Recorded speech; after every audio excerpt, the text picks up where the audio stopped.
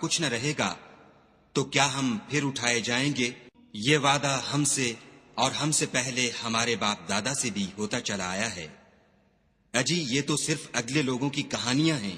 کہو کہ اگر تم جانتے ہو تو بتاؤ کہ زمین اور جو کچھ زمین میں ہے سب کس کا مال ہے؟ جھٹ بول اٹھیں گے کہ خدا کا۔ کہو کہ پھر تم سوچتے کیوں نہیں؟ ان سے پوچھو کہ 7 آسمانوں کا کون مالک ہے اور عرش عظیم کا کون مالک ہے؟ بے ساختہ کہہ دیں گے کہ یہ چیزیں خدا ہی کی ہیں۔ کہو کہ پھر تم ڈرتے کیوں نہیں؟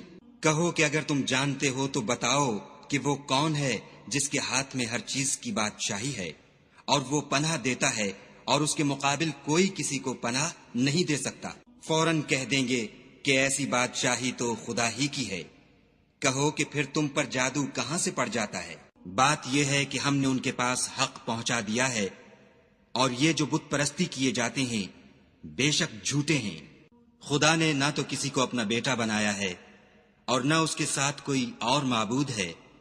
ایسا ہوتا تو ہر معبود اپنی اپنی مخلوقات کو لے کر چل دیتا اور ایک دوسرے پر غالب آ جاتا۔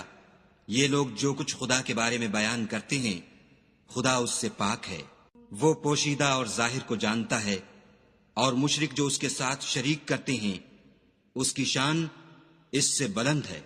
اے محمد صلی اللہ علیہ وآلہ وسلم، کہو کہ اے پروردگار، جس عذاب کا ان کفار سے وعدہ ہوا ہے اگر تو میری زندگی میں ان پر نازل کر کے مجھے بھی دکھائے تو اے پروردگار مجھے اس سے محفوظ رکھیو اور ان ظالموں میں شامل نہ کیجو، اور جو وعدہ ہم ان سے کر رہے ہیں ہم تم کو دکھا کر ان پر نازل کرنے پر قادر ہیں۔ اور بری بات کے جواب میں ایسی بات کہو جو نہایت اچھی ہو، اور یہ جو کچھ بیان کرتے ہیں ہمیں خوب معلوم ہے۔ اور کہو کہ اے پروردگار، میں شیطانوں کے وسوسوں سے تیری پناہ مانگتا ہوں، اور اے پروردگار اس سے بھی تیری پناہ مانگتا ہوں کہ وہ میرے پاس موجود ہوں۔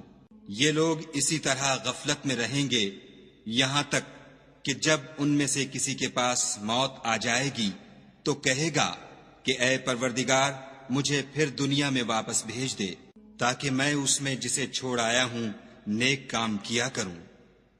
ہرگز نہیں، یہ ایک ایسی بات ہے کہ وہ اسے زبان سے کہہ رہا ہوگا اور اس کے ساتھ عمل نہیں ہوگا، اور ان کے پیچھے برزخ ہے جہاں وہ اس دن تک کہ دوبارہ اٹھائے جائیں گے رہیں گے۔